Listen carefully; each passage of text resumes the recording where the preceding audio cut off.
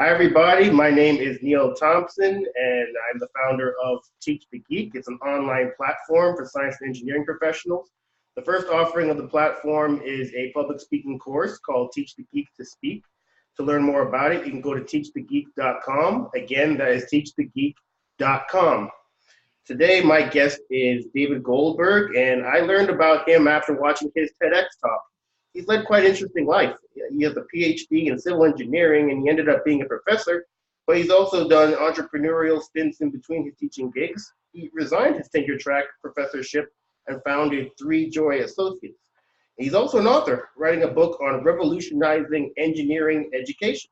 I look forward to learning more about his journey to becoming the coach he is today, why engineering education needs revolutionizing in the first place, and his TEDx talk, of course. Welcome to Teach the Geek interviews, David. Thanks, Neil. Great to be here. So first question, I know you have your background in civil engineering. What motivated you to pursue civil engineering? Yeah, actually, I was on the way to being an electrical engineer. As a young man, 12, 13, I got an amateur radio license, ham radio. And so I was on my way to being an electrical engineer. And I came by engineering, honestly. My dad is now 91, is an engineer, so I kind of entered the family business. He was an aeronautical engineer, but I was headed towards being an electrical engineer, and they had at the city hall, they had a shadow, a city administrator. So I shadowed the city engineer who was a civil engineer, and realized that civil engineers oftentimes own their own businesses, and I thought that sounded pretty cool. So I went into civil engineering, but life goes where it goes, and I ended up in artificial intelligence, closer to software and electrical engineering, where I started from. Wow, that is pretty interesting. Civil engineering to AI, that's not exactly a straight line. No, well, and actually, I think that there are straight line careers, but when you talk to people, it seems to me that a lot of careers have these twists and turns. Defining moments where you have a moment of insight, or something happens where you change and you kind of go off. At least certainly my own experience has been that way. But I had a master's degree, bachelor's and master's from the University of Michigan. I had been working at a small entrepreneurial startup that had been doing software for pipeline flow analysis and control. And I was reading a book called Gödel, Escher, and Bach, and which inspired a lot of people to go off into artificial intelligence. And so but actually, the full story is intro. I'll try to make it short. But so I'm over in England giving representing my company, trying to drum up business, and I'm at a conference on pressure surges, and a guy I knew from Michigan State walks up, Dave Wiggert's his name, and a faculty member at Michigan State. And he asked me at this cocktail party, he says, Dave, when are you going to get your PhD? Not if, but when. And I had this speech at the time where, it's not cost effective, the marginal benefit, blah, blah, marginal cost, blah, blah, blah, is higher than the marginal. Anyways, I had this rationalization for why I wasn't getting a PhD, and I realized, I sort of heard myself, and I was kind of listening to myself. I realized that that's exactly what I wanted to do. And then I called my then girlfriend back in the States and said, if I went to Michigan, would she come with me?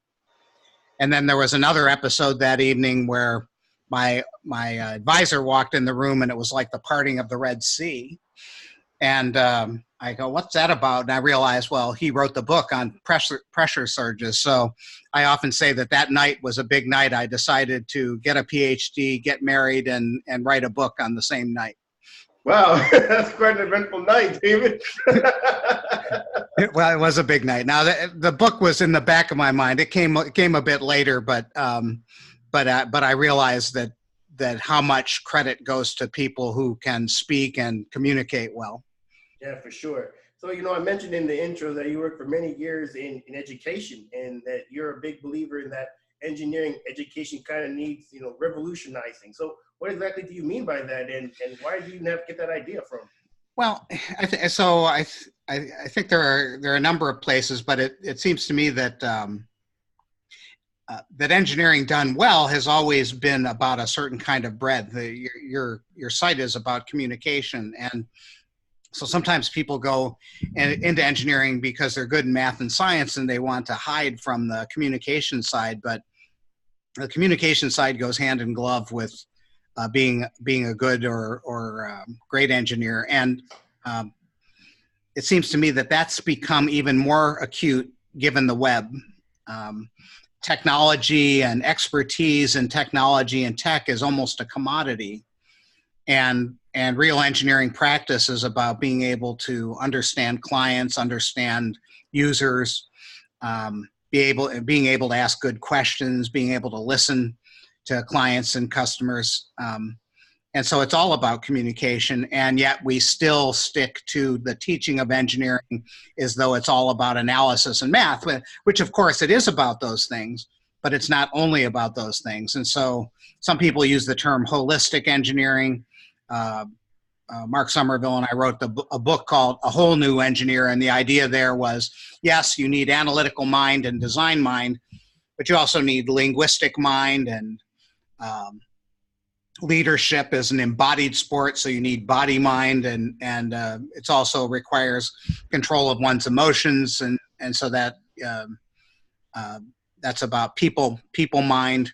So we reframed engineering as this more broad kind of engineering education than people oftentimes think of it, and it seems to me that the digital natives of the millennials and Generation Z kind of understand that on their own because they've been making their own choices forever.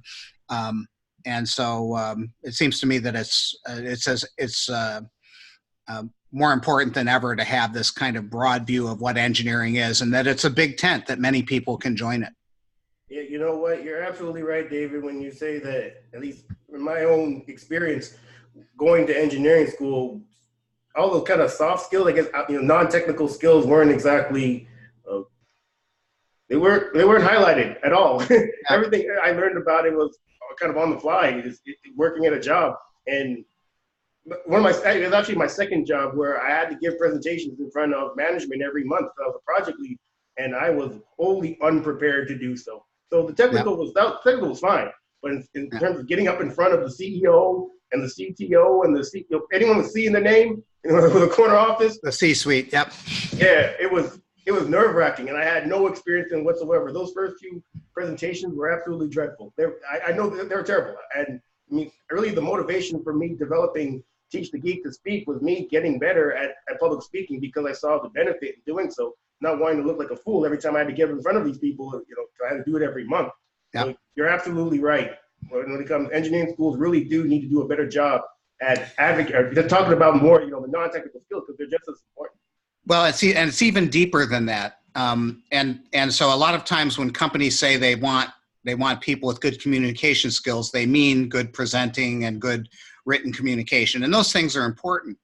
But there's a piece of being an engineer, about being a good engineer, a good practitioner, that's missing. So the engineering schools teach with there's a wonderful book called The Reflective Practitioner.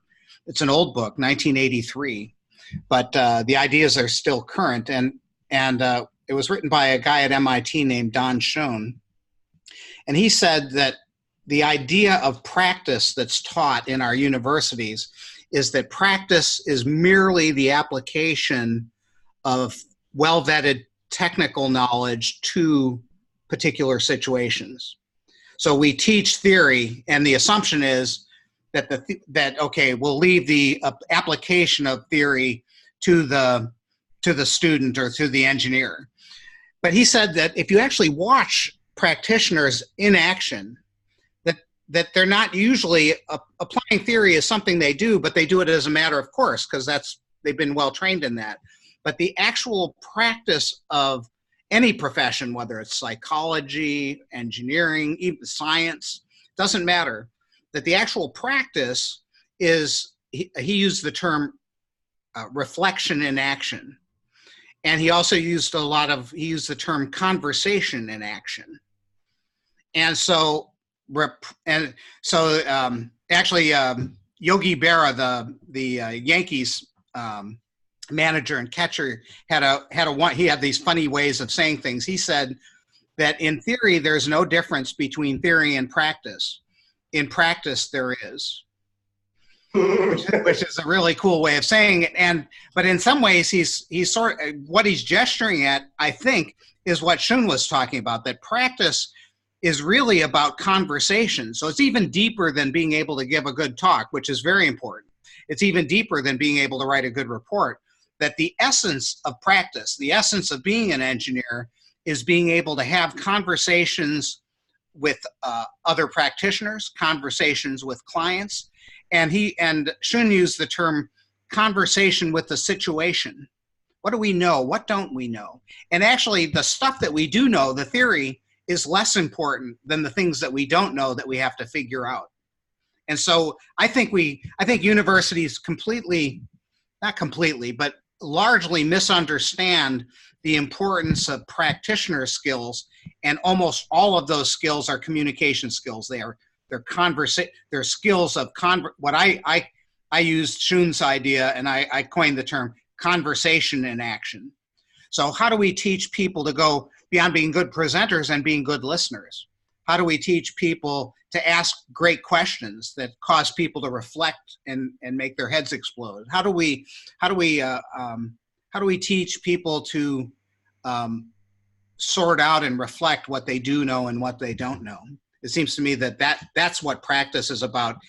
And as you were saying, we certainly don't teach the conventional soft skills, but these deeper soft skills, we don't teach at all. And I hate the term soft skills because they almost automatically make those things less important than the hard skills.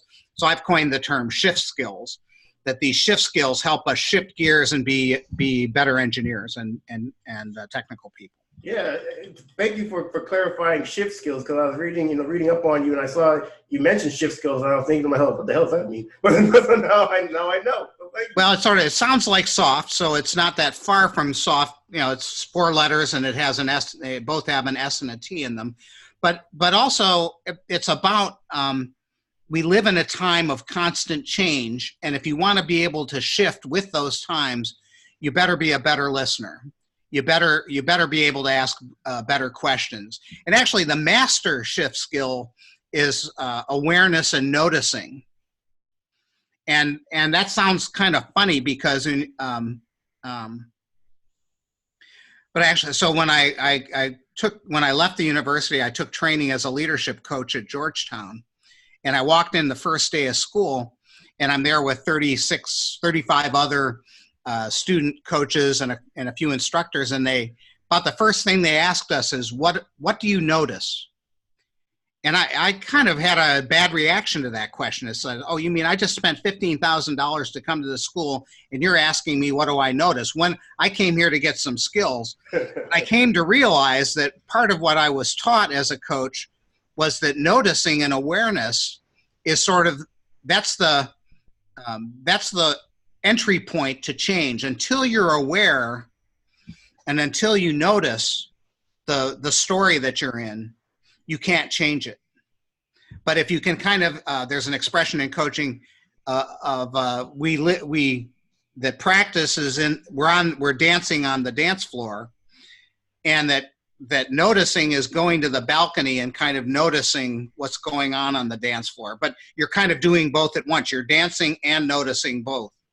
And actually, the story I told before, where I noticed myself telling the story of why I shouldn't get a PhD, that's what enabled me to change. And so it's that kind of awareness. And we have a part of our brain that does that. Our medial prefrontal cortex helps us be aware of what we're thinking and feeling. And so, but we can make that, it's actually like a muscle. If you use that part of your brain more, it gets faster and better. Yeah, for sure. So I mentioned also in the intro that you gave a TEDx talk a few years ago. How did that come about? Well, so So it was at the, I was still at the University of Illinois, and they were holding one, and the organizer was, I believe, a graduate student in the business school, and had heard about some of the work that we were doing in engineering in what was called the Illinois Foundry for Innovation in Engineering Education. We had an incubator for educational change. Usually people think of an incubator as creating an entrepreneurial startup, and that's a great kind of incubator, but we use the idea of an incubator to help make little experiments of educational change in engineering at the University of Illinois at a time when people weren't particularly interested in changing undergraduate education. So we helped change the culture. Anyway, so I got an email about that TED, and they were kind of interested in what we were doing in iFoundry, but I needed to make it kind of general. And one of the I had coined this term, the missing basics of engineering, back to help explain what we were doing in iFoundry. And in iFoundry, I would tell people, well, we need more soft skills. We need more emphasis on communication. We need more emphasis on the things, essentially the same point you were making, that those skills were not being taught in engineering. And I would say, well, we need to do more of that. And then my colleagues would say, but wouldn't that dilute the basics, by which they meant math, science, and engineering science? And so that's when I coined the term, the missing basics of engineering, as a way to describe how important those were.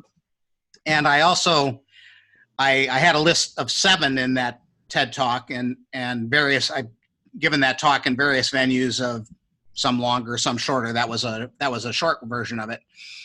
But so the first missing, and I actually attached the storyline of the missing basics to my work as a coach in senior design. So I taught in a department called general engineering. It's now called industrial and systems engineering. So in general engineering, we had a senior design course that was industrially sponsored. It was one of the first back in the 60s.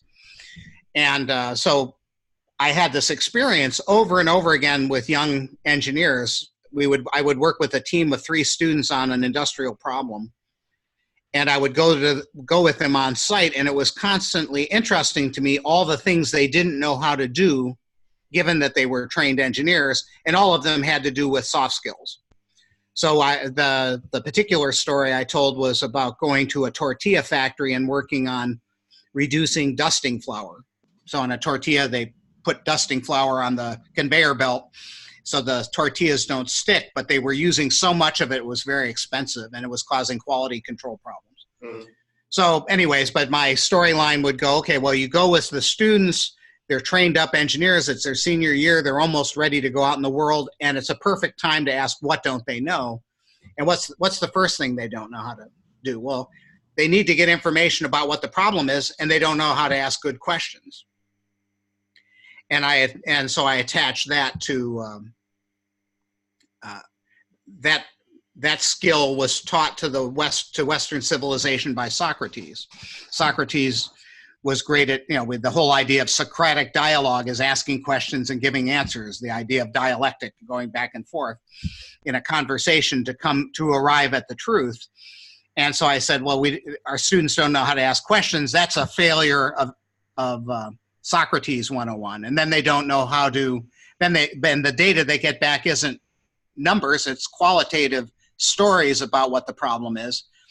So then they don't know how to categorize those stories. What's that? That's a failure of Aristotle 101, because Aristotle helped categorize human knowledge very early in philosophy. So anyway, so the TED Talk arose from that idea of the missing basics, which was an answer to my colleagues that those things, those soft skills, were in many ways just as important, in fact, more basic than the so-called basics of engineering. That's crazy that you even had to tell people that. But I think a lot of engineers, especially when they get into the workforce, that's something that they learn eventually. I mean, they may not have known that when they were in school, but it's kind of hard to miss when you, especially when you're talking to people outside of engineering, like what I used to have to do. So you have to talk to the salespeople, you have to talk to marketing. You know, they don't have engineering backgrounds, so you're going to have to learn how to talk to these people. You're going to keep your job anyway.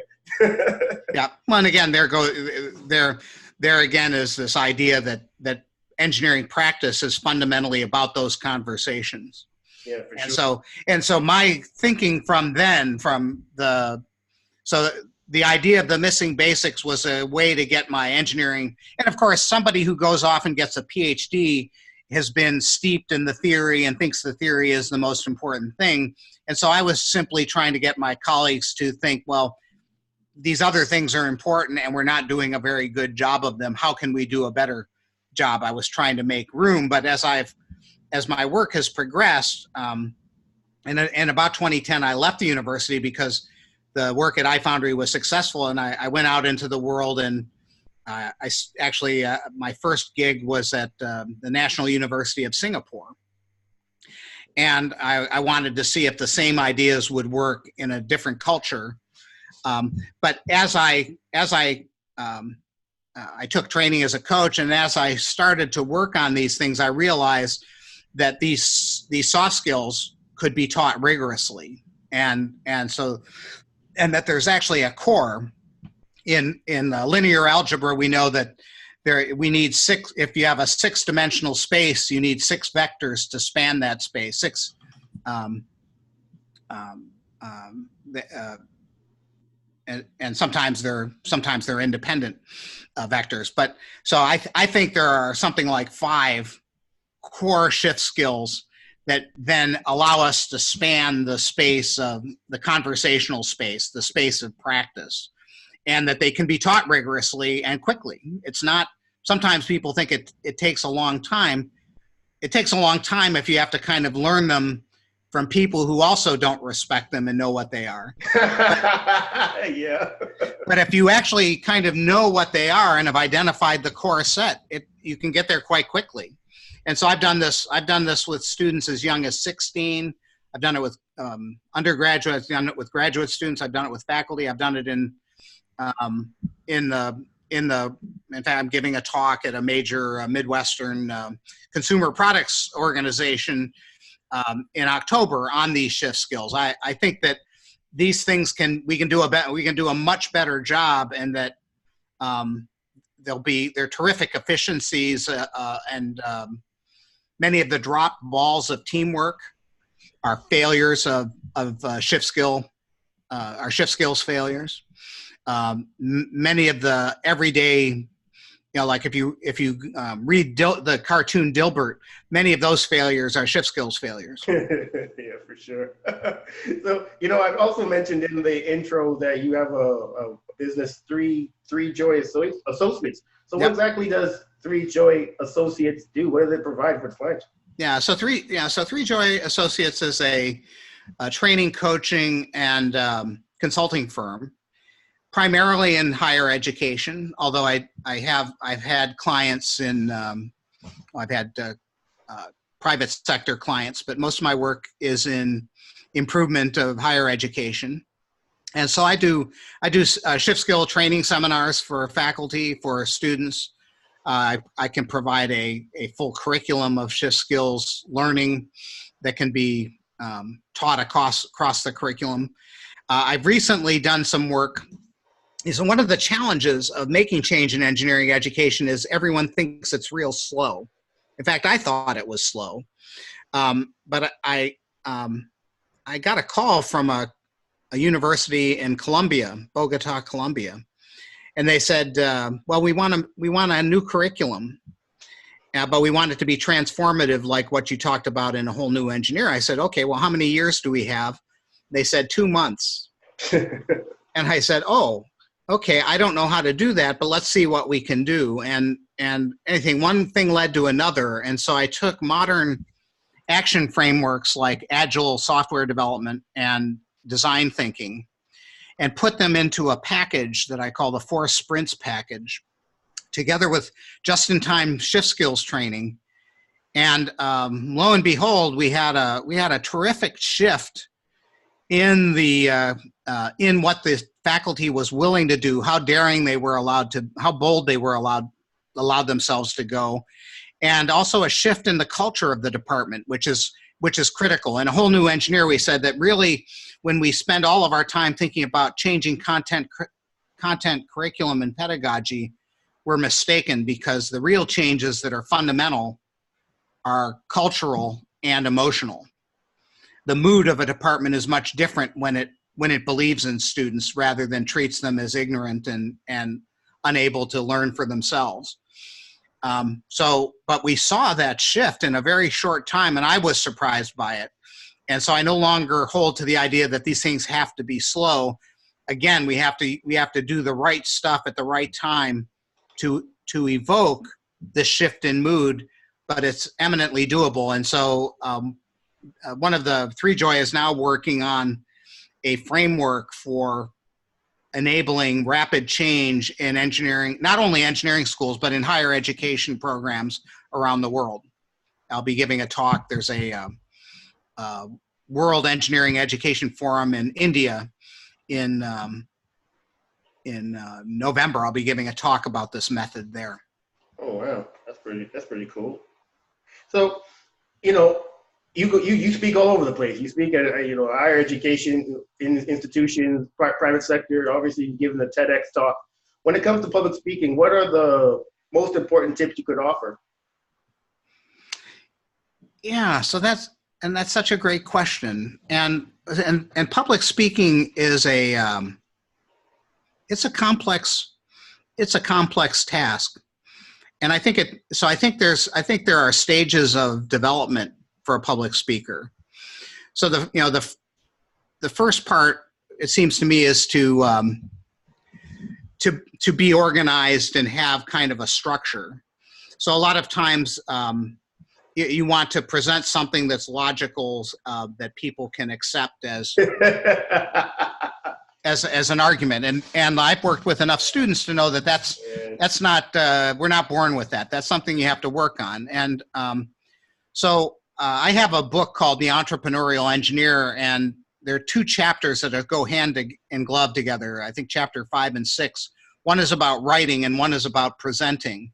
But kind of being able to write logically and present logically, I think, are sort of the first steps of that. And it's when you enter, the main thing, well, you were talking before about your own experience about kind of not being scared. Well, not being scared is about not looking foolish and speaking logically and forcefully about in a step-by-step manner. So I think that's kind of step one.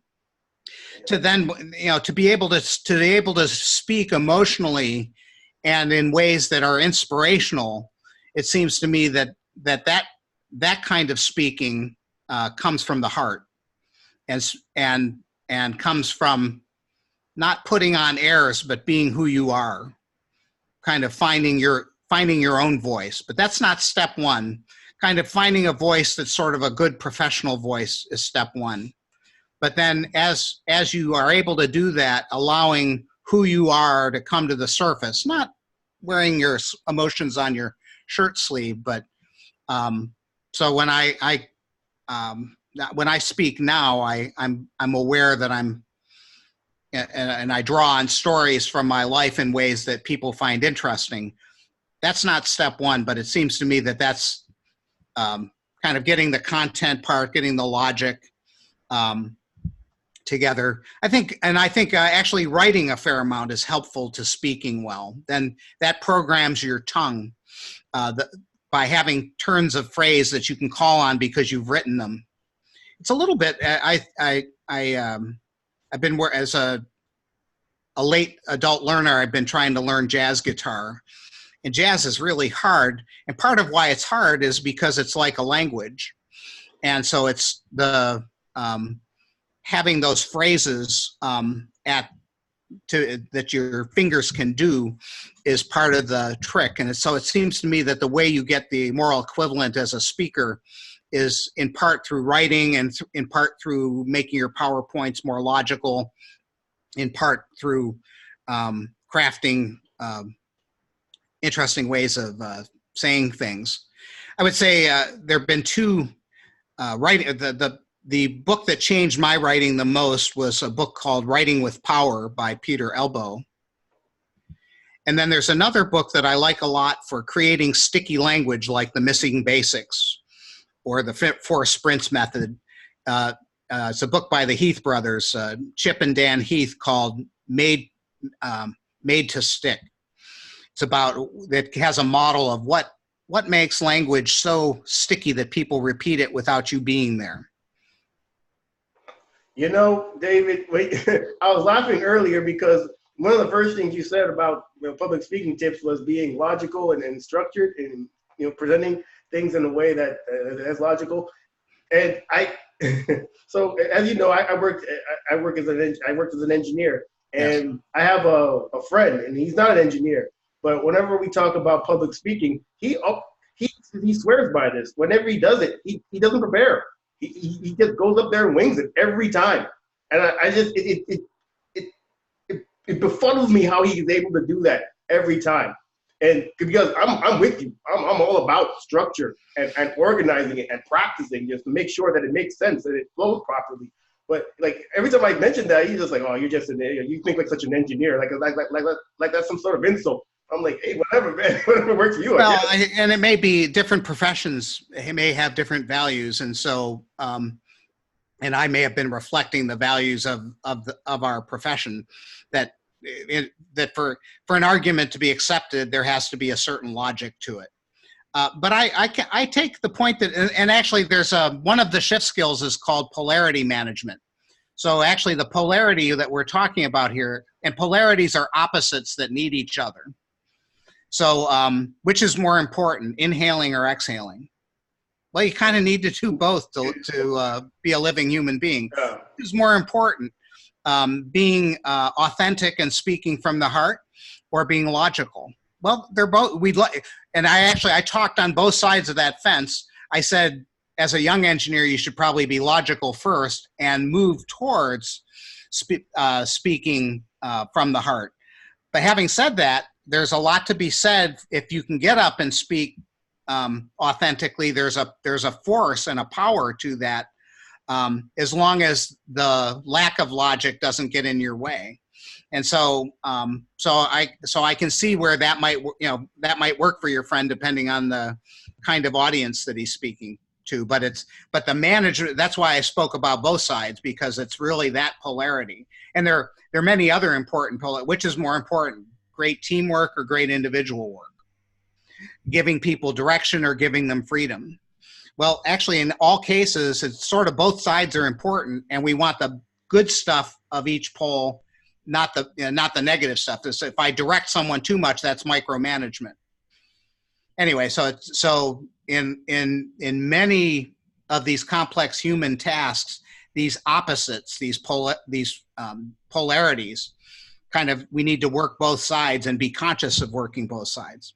Well, this has been a very interesting conversation, David. Thanks again for taking time to speak with me. Is there anything that you'd like listeners, or I guess viewers, to know about what you're working on? Yeah, so I'll just say this. One of the things that I learned in becoming a coach, and we get this from our schooling, we can be awfully hard on ourselves, especially, okay, so like we just were saying, learning how to be a public speaker as you're advocating engineers and technical people do, it's a complex thing. It's not a simple task. And sometimes when we first do it, we're not happy with ourselves. And so the important thing when you're in a period of learning and growth is to learn and grow, and to not and be gentle with yourself while you're learning and growing. It's like, okay, what did I learn from that? What did I do that was okay from that? Okay, yeah, there are things to improve. But I would urge your viewers and listeners to while they're learning and growing, to be gentle with themselves. It's too easy to be a tough taskmaster and pick all the things that you were imperfect about. What did you do well?